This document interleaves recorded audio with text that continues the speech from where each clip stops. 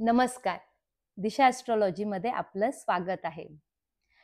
नुकत्याच गेल्या 29 मार्चला 29 मार्च 2025ला शनीने राशी भ्रमण केलेलं आहे. शनी आता मीन राशीमध्ये प्रवेश केलेला आहे आणि ही घटना ज्योतिषशास्त्रामध्ये अत्यंत महत्त्वाची मानली जाते. कारण शनी हा अतिशय मंद गती ग्रह आहे आणि तो एक रास भोगायला म्हणजे एक राशीमध्ये तो 2.5 वर्ष असतो. शनी हा कार्मिक ग्रह असल्यामुळे कर्म करायला लावणं ही त्याची भूमिका आहे. त्यामुळे त्याचं राशीभ्रमण आपल्या आयुष्यातल्या ज्या घटना आहेत याच्यावर फार मोठा परिणाम करत असतं. फक्त मनुष्य प्राण्याच्याच कुंडलीमध्ये त्याचं भ्रमण काही घटना घडवतं असं नाहीये. तर तो सृष्टीत होणाऱ्या घटना, जसं देशाची कुंडली असते, सृष्टीमध्ये होणारे काही घटना असतात, यावर देखील शनीचं भ्रमण हे काहीतरी घटना दाखवत असतं. जर गोचर शनी मीन राशीत प्रवेश करतोय तर साहजिकच आहे की मकर आणि मकर राशी तर त्यांनी सोडली आहे. आता मीन राशीत तो आहे, म्हणजे मेष आणि मीनच्या पहिले येणारी कुंभ, या 3 राशींसाठी आपण 7.5 काळ आहे असं आपण म्हणतो.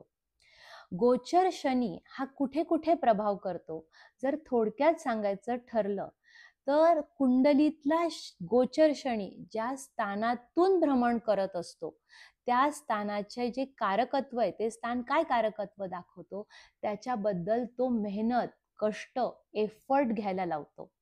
शिवाय त्या शनी सोबत कुंडलीतले स्थित ग्रह जे आहेत ते ग्रह ज्या स्थानांचे भावेश असतात त्या स्थानांबद्दल देखील तो कर्म करायला लावत असतो. त्या काळात त्या स्थान जी कारकत्व दाखवत असतात त्याच्याबद्दल तो प्रयत्न करायला लावतो.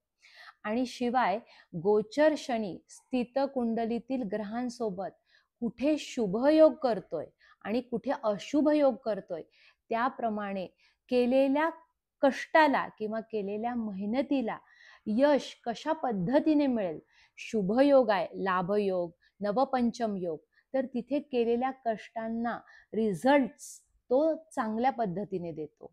जिथे अशुभ योग आहे, लाईक षडाष्टक योग आहे, तिथे तो थोडंसं कष्ट करून सुद्धा, मेहनत करून सुद्धा आपल्या मनाला जसे एफर्ट्स पाहिजे, जसे रिझल्ट्स पाहिजे तसे रिझल्ट्स देताना अडथळे आणताना दिसतो. आणि गोचर शनी जेव्हा त्याच्या दृष्टीने, त्याच्या 3 दृष्टी आहेत, त्याची 3री दृष्टी, 7वी दृष्टी आणि 10वी दृष्टी, ज्या स्थानांवर तो त्या दृष्टीने बघत असतो तिथे देखील तो कर्म करायला लावतो. शनी हा असा एकमेव ग्रह आहे की तिथे शनीची पूजा केली, पाठ केले, शनीचे काय म्हणतो आपण, उपासना केली, मंत्रोच्चार केले तर शनी प्रसन्न होईल असं होत नाही. कारण कार्मिक ग्रह असल्यामुळे तुला ते कर्म करावे लागतात आणि कर्म करून ते भोगून मगच तुला रिझल्टकडे रस्ता, हा एक शनीचा सिद्धांत आहे.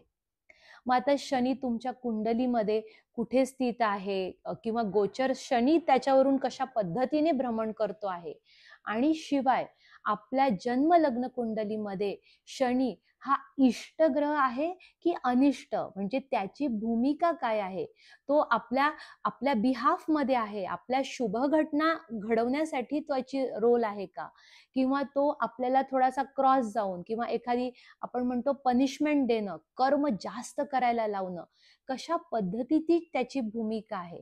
तो लग्नेश आहे की अष्टमेश होऊन अडथळे आणणारा आहे, की षष्टेश बनून आरोग्यासाठी त्रासदायक आहे, किंवा कर्मस्थानाचा स्वामी, कर्मात तो स्थित आहे किंवा कर्मेश म्हणून आलेला आहे म्हणून कामच करत राहणं, अशी त्याची भूमिका आहे का, त्याप्रमाणे हा गोचर शनी आपल्या कुंडलीतले रिझल्ट सांगत असतो.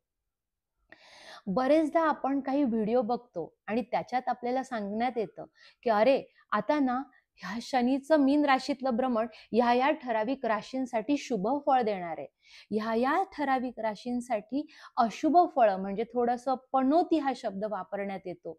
अशा टाईपचं आपण व्हिडिओ बघतो. परंतु प्रत्येक कुंडलीमध्ये, प्रत्येक म्हणजे एकूण एक कुंडलीमध्ये त्या ग्रहाची स्थिती, त्याचा रोल, त्याच्या सोबत असणारे ग्रह म्हणजे आपण त्याला युती योग म्हणतो, हे ठरवत असतात की तो शनी त्या कुंडलीसाठी काय रोल प्ले करणार आहे. त्यामुळे जनरिक असं काही स्टेटमेंट की खरंच ह्या राशींना शुभ फळ आहे येत्या 2.5 वर्षात आणि खरंच ह्या राशींना अशुभ फळ आहे, हे कुठलाही ज्योतिष तुम्हाला सांगूच शकत नाही. आणि त्याच्याही उपर एक शॉर्टमध्ये जर सांगायचं ठरलं तर कुंडलीमध्ये सपोज गोचर शनी तुमच्या प्रथम स्थानातून जातोय, तर प्रथम स्थान म्हणजे आपली महत्वाकांक्षा, आपली इच्छा आकांक्षा, आपण या आयुष्यामध्ये काय इच्छा घेऊन आलोय त्या कामांसाठी तो कर्म करायला लावतो. सपोज कुंडली द्वितीय स्थानात आहे, तर द्वितीय स्थान म्हणजे धनस्थान. मुलगा जो जातक आहे तो समजा छोटा असेल तर त्याच्या बालपणीत येणाऱ्या अडचणी किंवा आपण जे म्हणतो माझं सेव्हिंग अकाउंट या बाबतीत भरपूर काम करणं, कुटुंबासाठी काम करणं, हे द्वितीय स्थानातला गोचर शनी तुम्हाला काम करायला लावेल. तृतीय स्थान साहस, पराक्रम, आपला स्टॅमिना, एखादं काही डॉक्युमेंटेशन या ठिकाणी तुम्हाला काम करायला लागेल. म्हणजे जर शुभ तुमच्या कुंडलीतला शनी असेल तर तो निश्चितच तुमचा जो केलेला प्रयत्न आहे, स्टॅमिना आहे, साहस, पराक्रम याच्यासाठी केलेल्या कर्मांना शुभ फळ देईल. चतुर्थ स्थान म्हणजे ऐहिक सुख, आपल्याला जे मटेरियलिस्टिक सुख म्हणतो, जे गाडी, बंगला, ऐशो आराम किंवा आपण म्हणणं की मला थोडंसं आलिशान राहणं, सुखस्थान आपण ज्याला म्हणतो, किंवा आईचं स्थान. त्यामुळे चतुर्थ स्थानातला शनी तुम्हाला तिथे कष्ट करायला लावेल. घर घेणं म्हणा, गाडी घेणं म्हणा, याच्यासाठी कष्ट दाखवतो.